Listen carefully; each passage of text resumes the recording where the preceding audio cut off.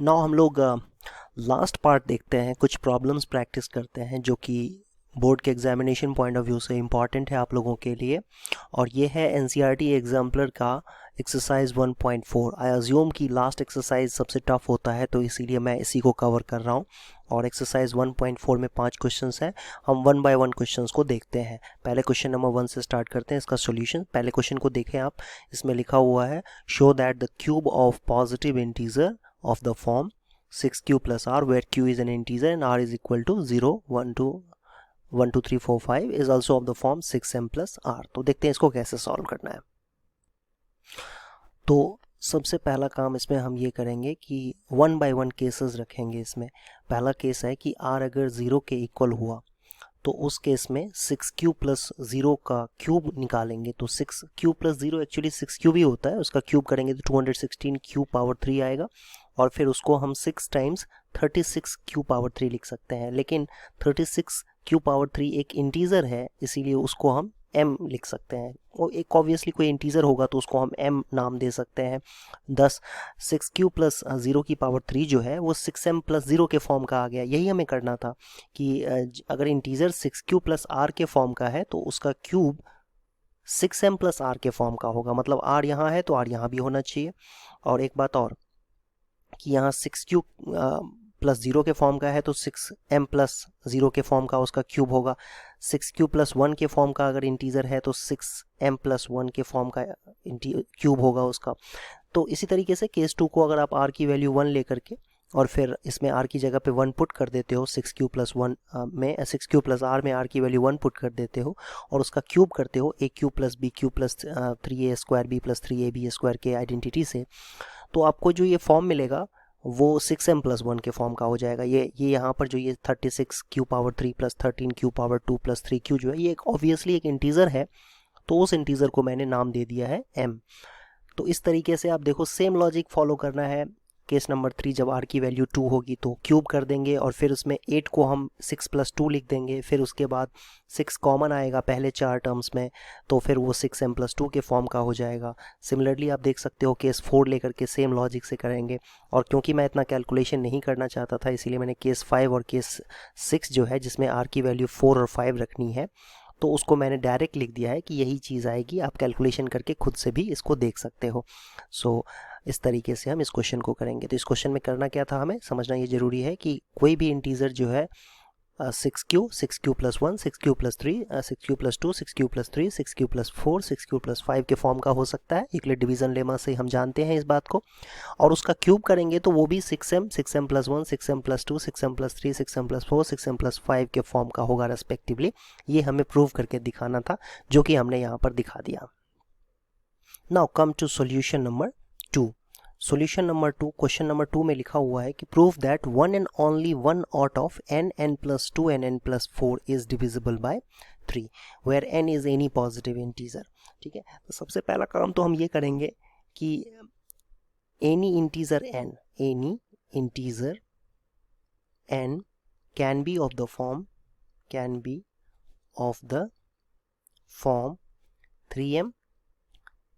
3m plus 1 और 3m plus 2। इन्हीं 3 forms में कोई भी इंटीजर हो सकता है, 3m या 3m प्लस 2 के फॉर्म में। केस 1, इफ इंटीजर n जो है वो 3m के फॉर्म का है, देन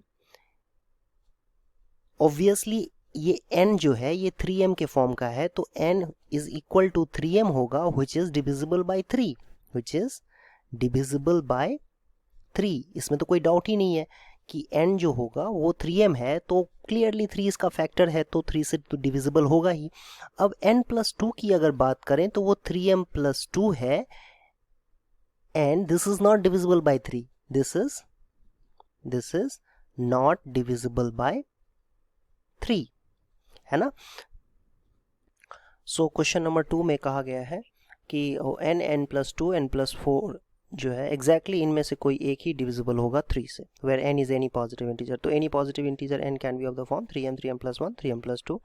अगर इंटीजर 3m के फॉर्म का हुआ तो उस केस में n जो कि 3m है ऑब्वियसली डिविजिबल होगा, n+2 3m+2 हो जाएगा। n की वैल्यू क्योंकि 3m ले रखा है हमने पहले केस में, तो n+2 3m+2 होगा, वो क्लियरली 3 से डिविजिबल नहीं है। और n+4 की अगर बात करें तो 3m+4 हो जाएगा। n की वैल्यू हमने यहाँ पर 3m ले रखा है, तो n+4 3m+4 होगा। और 3m+4 को 3m+3+1 लिखा जा सकता है, तो 3 टाइम्स m+1+1 लिखा जा सकता है, और फिर ये 3k+1 के फॉर्म में आ जाएगा। क्यों?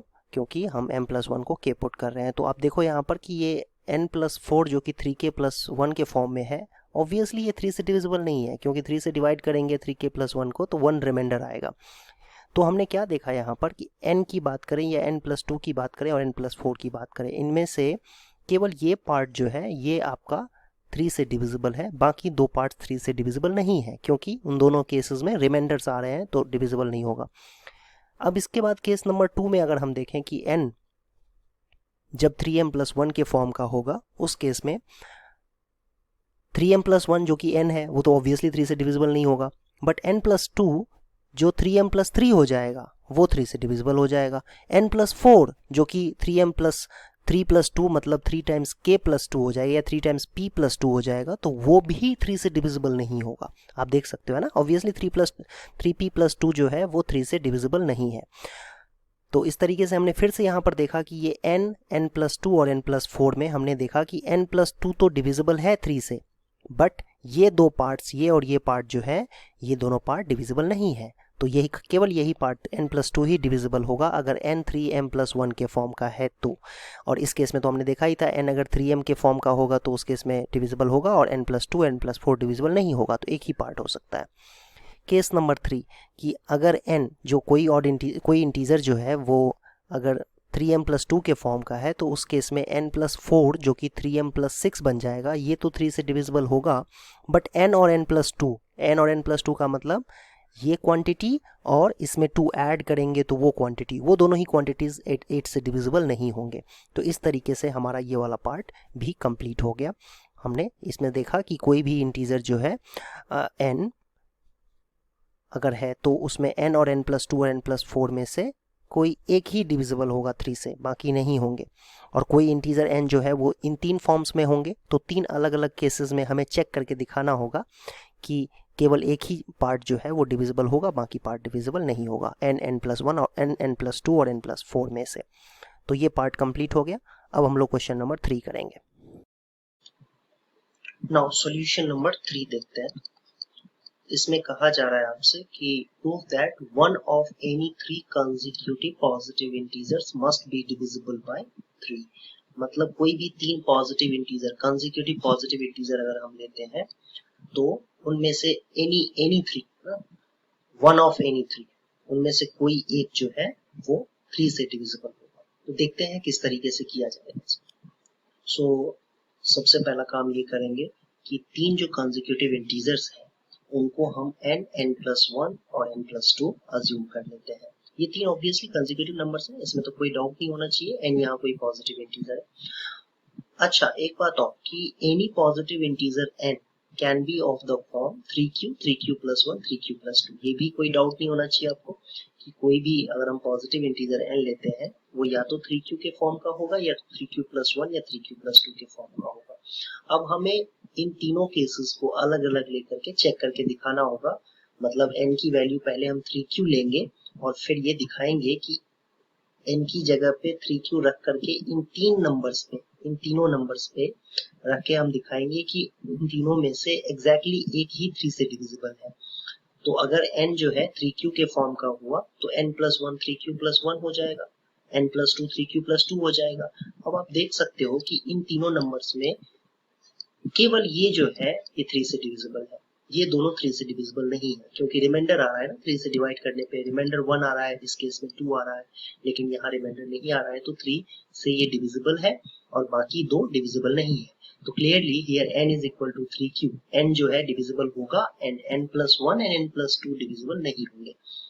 ऐसे ही केस 2 में अगर इंटीजर 3q+1 के फॉर्म का हुआ तो उस केस में n+1 जो है वो आपका ऑब्वियस, इसमें n+1 करेंगे तो 3q+2 हो जाएगा और n+2 निकालोगे तो 3q+3 हो जाएगा, लेकिन 3q+3 को हम 3 टाइम्स q+1 लिख सकते हैं। तो आप इसमें देखो कि n+2 जो कि ये आया 3 times Q plus 1, n plus 1 जो कि ये है, और n जो है 3 क्यू प्लस 1 है। इन तीनों में आपको क्या लगता है कौन सा नंबर जो है वो n या n प्लस 1 या n प्लस 2, कौन सा नंबर जो 3 से डिविजिबल है? केवल ये डिविजिबल है, बाकी दो डिविजिबल नहीं है। तो n प्लस 2 डिविजिबल होगा 3 से, और n and n plus 1 are not, they are not divisible by 3। Case number 3 देखेंगे कि जब n की वैल्यू 3q प्लस 2 के इक्वल हो, मतलब इंटीजर हमारा 3q प्लस 2 के फॉर्म का होता है, तो उस केस में n प्लस 1 निकालोगे आप तो 3q प्लस 3, मतलब 3 टाइम्स q प्लस 1। यहाँ से आप देख सकते हो ये डिविजिबल होगा, बाकी दो डिविजिबल नहीं होंगे, n प्लस 2 डिविजिबल नहीं होगा, ये भी डिविजिबल नहीं होगा। ठीक है, तो यहाँ से कंक्लूडिंग स्टेटमेंट हम ये लिख सकते हैं कि n plus 1 is divisible by 3 and hence one out of n plus 1 n plus 2 is divisible by 3। इस तरीके से कंक्लूडिंग रिमार्क हम लिख सकते हैं यहाँ पर। अब हम देखेंगे क्वेश्चन नंबर 4 का सॉल्यूशन। क्वेश्चन नंबर 4 है, इसमें लिखा हुआ है for any positive integer n prove that n cube minus n is divisible bye 6। तो इसको प्रूव करने के लिए जो ये पॉजिटिव इंटीजर n है, कोई भी पॉजिटिव इंटीजर n, वो 6m या 6m प्लस 1 या 6m प्लस 2 या 6m प्लस 3, 6m प्लस 4 या 6m प्लस 5 के फॉर्म में हो सकता है। इन्हीं 6 फॉर्म्स में से किसी एक फॉर्म में हो सकता है। अब बारी बारी से हम अलग अलग केसेस लेकर के ये प्रूव करेंगे कि n अगर 6m के फॉर्म का है तो उस केस में n क्यूब माइनस n की जो वैल्यू होगी वो 6 से डिविजिबल होगी। तो n क्यूब माइनस n की वैल्यू कैसे लेंगे? 6m की पावर 3 माइनस 6m, और इसको आप सिंप्लीफाई करोगे तो 6 कॉमन फैक्टर आ जाएगा, और 6 times 36m Q minus m आ जाएगा।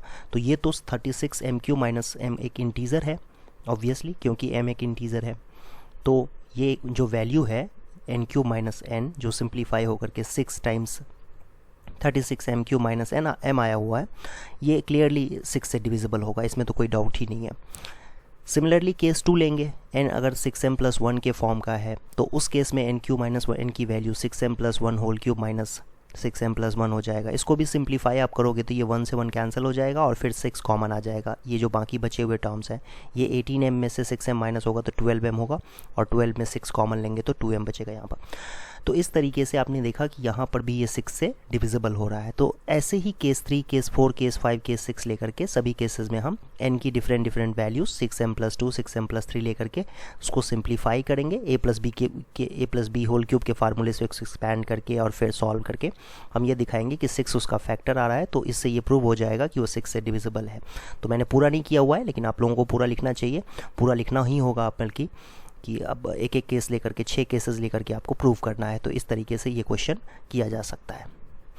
अब क्वेश्चन नंबर 5 देखते हैं। तो क्वेश्चन नंबर 5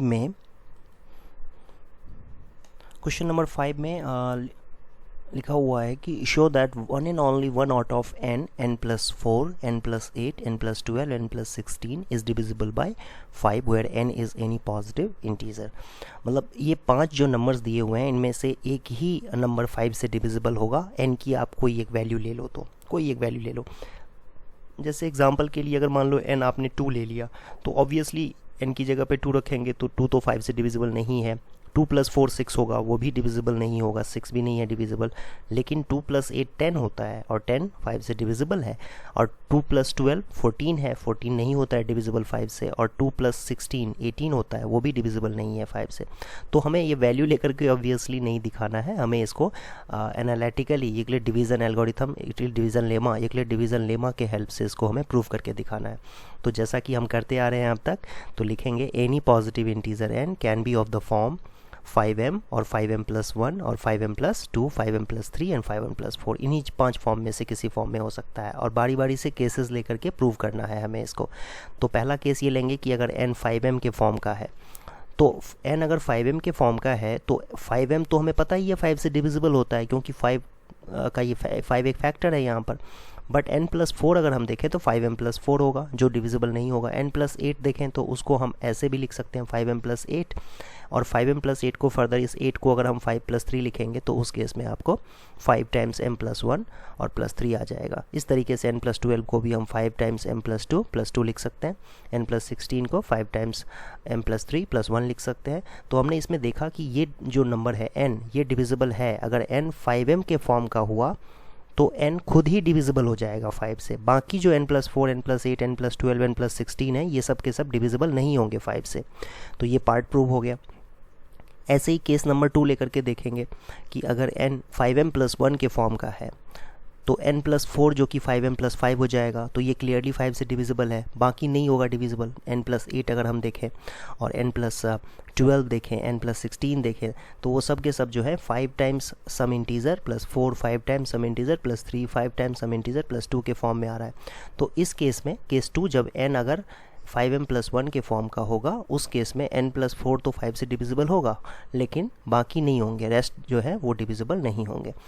तो similarly we can prove for n is equal to 5m+2, 5m+3, 5m+4। तो आपको बाकी जो 3 और केसेस हैं, उन तीनों केसेस को भी प्रूव करना पड़ेगा।